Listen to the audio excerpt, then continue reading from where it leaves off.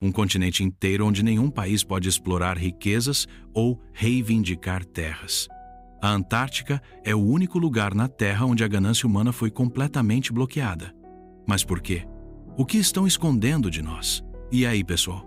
Enquanto o Ártico está sendo disputado a tapas por petróleo e novas rotas comerciais, a Antártica continua sendo um mistério proibido. Já parou para pensar o que torna esse continente gelado tão especial? E por quê? Mesmo com todo esse papo de aquecimento global e escassez de recursos, ninguém pode tocar nele. Hoje, vamos mergulhar fundo nas águas geladas desse mistério, revelando por que a Antártica é o único lugar no mundo onde países que normalmente não se bicam decidiram abaixar as armas e trabalhar juntos. Vem comigo. Antes de mais nada, precisamos esclarecer uma confusão que muita gente faz. Ártico e Antártica não são a mesma coisa. E essa diferença é crucial para entender toda essa história. Imagine só. Enquanto um deles está sendo explorado até o último centímetro, o outro permanece praticamente intocado. É como se fossem irmãos gêmeos criados em famílias completamente diferentes. O Ártico, lá em cima no Polo Norte, é basicamente um oceano congelado. Isso mesmo, não tem terra firme embaixo, só água do mar que congelou. É como aquela camada de gelo que se forma no topo do seu refrigerante quando você esquece ele no congelador. Por baixo daquele gelo flutuante, existem tesouros que fazem os olhos dos países brilharem. Campos enormes de petróleo, gás natural e rotas de navegação que podem economizar semanas de transporte marítimo. Por outro lado, a Antártica é exatamente o oposto. Um continente de verdade coberto por gelo. Estamos falando de terra sólida, debaixo de um cobertor branco com uma espessura média de 2 quilômetros. Imagine empilhar 6 prédios de 100 andares, um em cima do outro. É essa a quantidade de gelo de que estamos falando. E aqui vem um número que vai te deixar de queixo caído. A Antártica guarda impressionantes 90% de toda a água doce congelada do planeta. É como se fosse o Banco Mundial de Água Potável, guardado ali em forma de gelo. E não para por aí. Enquanto o Ártico tem populações nativas e cidades inteiras, sim, existem pessoas que moram lá há milhares de anos.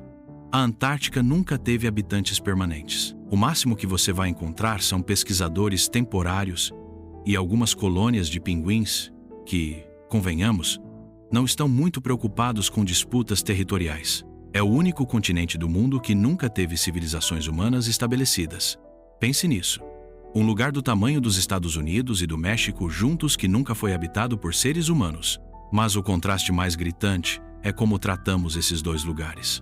No Ártico, temos plataformas de petróleo, submarinos militares, disputas territoriais acirradas e até resorts turísticos. Já a Antártica, bem, se você tentar montar uma operação de mineração lá, vai acabar com um problemão diplomático internacional nas mãos. É como se tivéssemos duas joias raras, uma sendo leiloada ao maior lance e a outra protegida a 7 chaves em um museu. E por que essa diferença absurda de tratamento? A resposta tem a ver com timing histórico e geopolítica. O Ártico já estava sendo explorado e habitado muito antes de entendermos o impacto ambiental dessas atividades. Quando os países finalmente sentaram para discutir a Antártica, já tínhamos uma noção bem melhor dos riscos. Foi como aprender com o erro do irmão mais velho.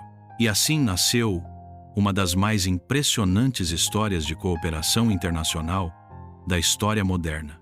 Mas calma, vamos chegar lá. Se você acompanha as notícias sobre mudanças climáticas, já deve ter ouvido que os polos são os lugares onde o aquecimento global está batendo mais forte. É como se fossem os canários na mina de carvão do nosso planeta. Eles mostram o perigo antes que ele chegue ao resto do mundo. E os números são de arrepiar.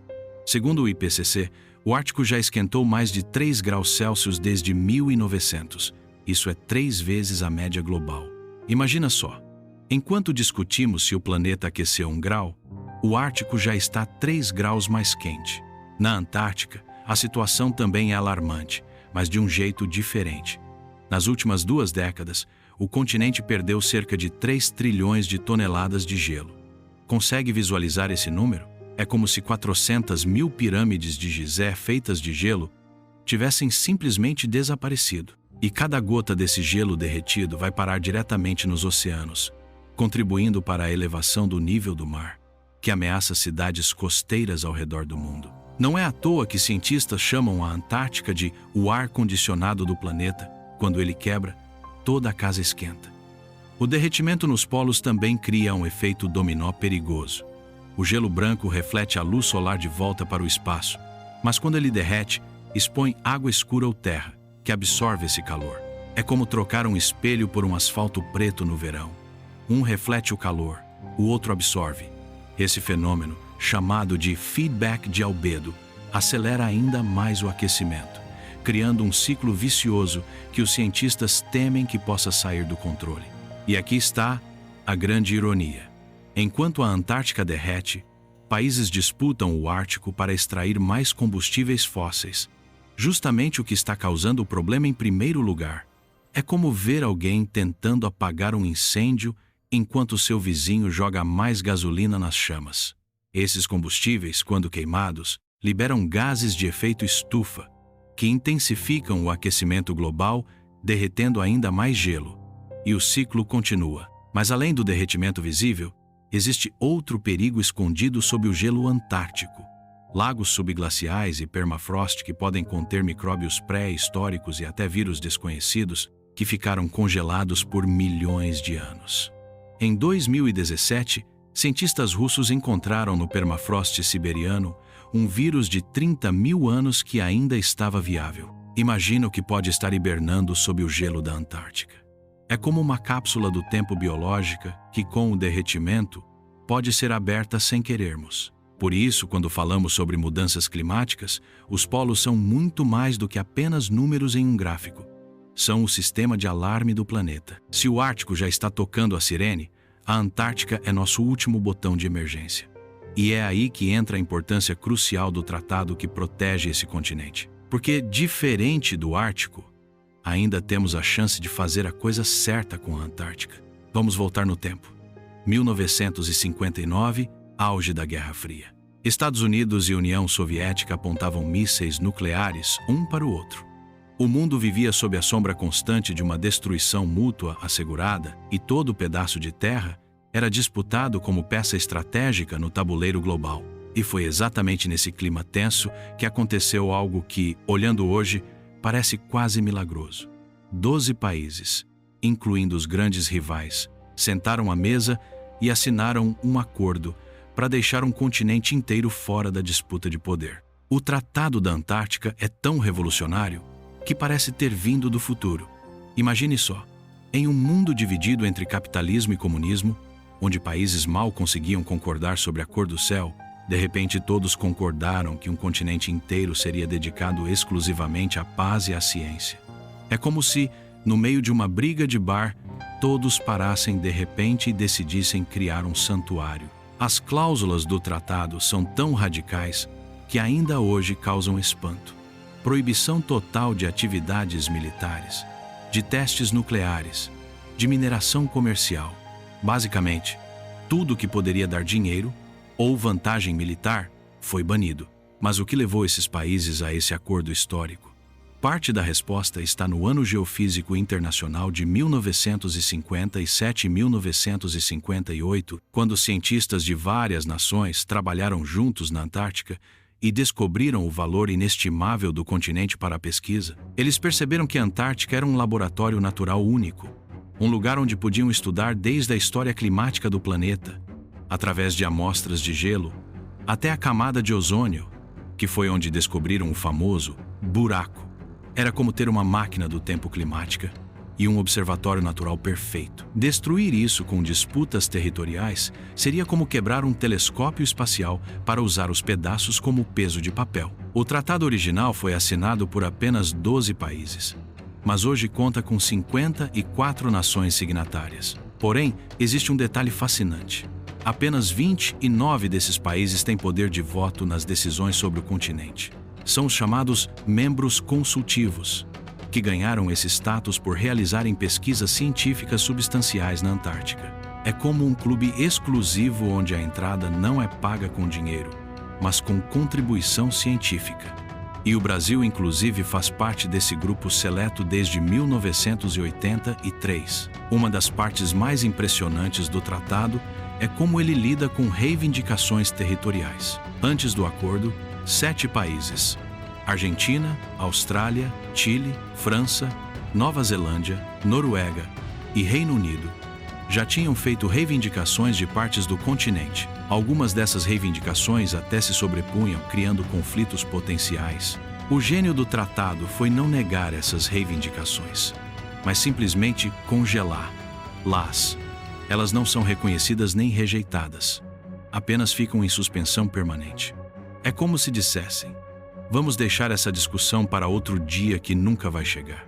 E o mais surpreendente: o tratado funciona. Ao longo de mais de 60 anos, a Antártica permaneceu como um espaço de cooperação internacional, mesmo quando os países membros estavam literalmente em guerra em outros lugares do planeta. Durante a Guerra das Malvinas, por exemplo, cientistas argentinos e britânicos continuaram trabalhando lado a lado em estações de pesquisa antárticas, enquanto seus compatriotas se matavam a poucos quilômetros de distância. Se isso não é uma prova do poder da diplomacia e da ciência como forças unificadoras, não sei o que seria. Todo ano, sem falta, representantes dos 54 países signatários do tratado se reúnem para discutir o futuro da Antártica. São as chamadas Reuniões Consultivas do Tratado da Antártica, ATCM, na sigla em inglês. E embora reuniões secretas soe mais dramático para um título de vídeo, a verdade é que elas são documentadas e abertas. Só não ganham manchetes como, digamos, a Copa do Mundo ou o Oscar.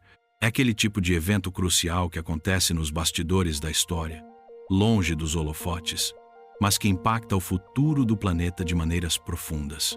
Nessas reuniões anuais, os países discutem desde questões práticas, como coordenação de pesquisas científicas e resgate emergencial, até decisões monumentais sobre a proteção ambiental do continente. Em 1991, por exemplo, essas reuniões produziram o Protocolo de Madrid, um acordo que proibiu qualquer atividade relacionada a recursos minerais que não seja para fins científicos. Pense nisso. Um continente inteiro onde você literalmente não pode extrair um grama de minério para vender.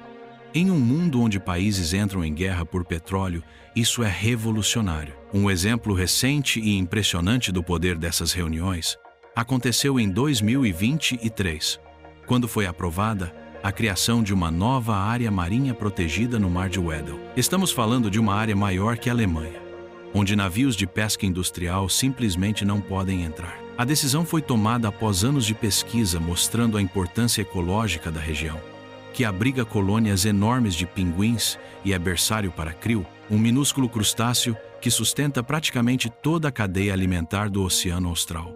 É como se tivessem criado um gigantesco não perturbe para a natureza fazer seu trabalho. O que torna essas reuniões ainda mais fascinantes é o sistema de tomada de decisão. Consenso absoluto. Isso significa que qualquer uma das 29 nações com poder de voto pode vetar qualquer proposta. Em termos práticos, é como se 29 pessoas precisassem concordar 100% sobre onde jantar. Parece uma receita para o desastre, certo? Mas, surpreendentemente, esse modelo tem funcionado. A necessidade de consenso força os países a negociarem de verdade, a encontrarem compromissos e soluções que todos possam aceitar, em vez de simplesmente imporem sua vontade pela força de votos ou influência econômica. Claro que nem tudo são flores nessas reuniões. Existem tensões permanentes, especialmente quando interesses científicos esbarram em interesses políticos ou econômicos potenciais. Países como China e Rússia têm aumentado sua presença científica na Antártica nas últimas décadas, construindo novas estações de pesquisa em locais estratégicos. Oficialmente, é tudo pela ciência, mas analistas internacionais apontam que essas bases estão bem posicionadas para exploração mineral. Caso o tratado um dia expire ou seja modificado, é um jogo de xadrez gelado, onde cada movimento é lento, mas carregado de intenções de longo prazo. E tem outro elemento que torna essas reuniões tão importantes. Elas são o termômetro das relações internacionais como um todo. Quando países conseguem cooperar na Antártica, Isso geralmente reflete um momento de maior cooperação global. Por outro lado, quando as tensões aumentam nas reuniões do tratado, isso costuma ser um sinal de que as relações internacionais como um todo estão se deteriorando. É como aquela reunião de família que parece ser sobre quem vai trazer a sobremesa. Mas, na verdade, é sobre conflitos muito mais profundos. Agora, vamos falar sobre algo que poucos mencionam, mas que é o elefante na sala gelada.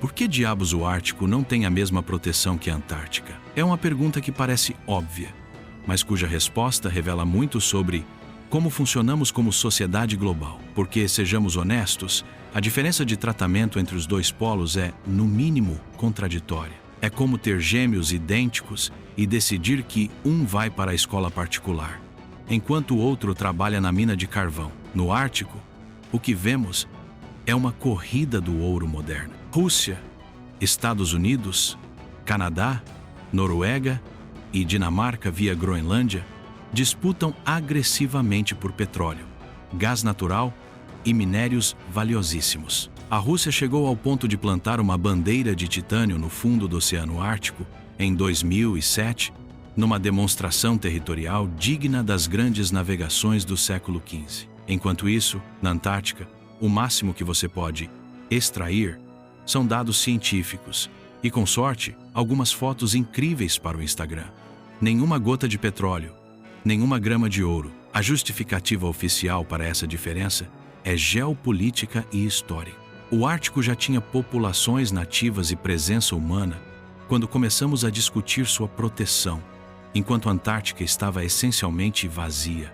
Além disso, o Ártico é principalmente o oceano mais fácil de navegar e explorar, enquanto a Antártica é um continente coberto de gelo muito mais desafiador. Mas sejamos sinceros, a verdadeira razão é que, no momento do Tratado da Antártica, ainda não sabíamos como extrair recursos no gelo profundo.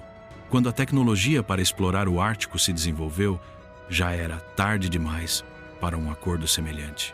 Esse contraste revela uma verdade incômoda sobre a natureza humana e as relações internacionais. Conseguimos cooperar e ser altruístas, desde que não haja dinheiro imediato em jogo. A Antártica foi sacrificada no altar da ciência quando parecia economicamente inviável. O Ártico foi entregue à exploração assim que se tornou lucrativo. É uma lição valiosa sobre como tomamos decisões coletivas, frequentemente baseadas não em princípios consistentes, mas em oportunidade e conveniência. E o mais irônico, à medida que o aquecimento global, causado em grande parte pela queima de combustíveis fósseis, derrete o gelo ártico, novas áreas se tornam acessíveis para extrair mais combustíveis fósseis. É um ciclo perverso, onde o problema alimenta a si mesmo. Navios cargueiros já estão usando a passagem noroeste, uma rota marítima que era impraticável até recentemente por estar congelada. O degelo que deveria nos alarmar está sendo tratado como uma oportunidade de negócios. É como comemorar que sua casa está pegando fogo porque agora você pode fazer marshmallows na sala. Esse contraste entre Ártico e Antártica não é apenas uma curiosidade geopolítica. É um espelho que reflete nossas prioridades como civilização. A Antártica prova que somos capazes de colocar o bem comum acima do lucro imediato quando queremos. O Ártico mostra que raramente queremos. A questão que fica é: qual desses modelos prevalecerá no futuro, à medida que enfrentamos desafios climáticos e ambientais sem precedentes? Será que a lógica de exploração do Ártico vai eventualmente chegar à Antártica? Ou a mentalidade de preservação da Antártica finalmente alcançará o Ártico? E chegamos ao fim dessa viagem fascinante pelo continente mais misterioso e protegido do planeta. A Antártica não é apenas um deserto gelado distante. É um símbolo vivo do que podemos alcançar quando decidimos colocar o conhecimento e a cooperação acima da ganância imediata. Em um mundo cada vez mais dividido por disputas territoriais e recursos escassos, o Tratado da Antártica permanece como um farol de esperança, mostrando que outro caminho é possível. Mas esse farol está sob ameaça constante. As pressões para explorar os recursos da Antártica aumentam à medida que outras fontes se esgotam. O ano de 2048, quando o Protocolo de Madrid pode ser revisado, paira no horizonte como uma data crucial para o futuro do continente. Enquanto isso, As mudanças climáticas continuam a transformar a paisagem antártica mais rapidamente do que podemos estudá-la, ameaçando ecossistemas únicos e acelerando a elevação do nível do mar em todo o mundo. O que nos traz de volta à pergunta inicial: por que a Antártica é proibida? A resposta, como vimos, é ao mesmo tempo simples e profunda. Porque pelo menos uma vez na história, reconhecemos coletivamente que alguns lugares são valiosos demais para serem explorados. Que o conhecimento que podemos obter preservando-os supera qualquer recurso que poderíamos extrair destruindo-os. A Antártica não está proibida para nos impedir de alcançar. Lá está protegida para garantir que ainda esteja lá, quando finalmente aprendermos a valorizá-la adequadamente. Se você acredita que a proteção da Antártica deve continuar, compartilhe este vídeo para espalhar consciência sobre esse acordo histórico. Deixe nos comentários qual aspecto do continente gelado mais surpreendeu você. Os lagos subglaciais misteriosos, o impressionante tratado internacional ou talvez o contraste com o que está acontecendo no Ártico. E se você quer mais conteúdo sobre as regiões polares e os mistérios que elas guardam, inscreva-se no canal e ative o sininho. Temos muito mais a explorar juntos. Na próxima semana, vamos mostrar exatamente o que acontece dentro das estações científicas espalhadas pelo continente mais isolado do planeta. Você não vai querer perder.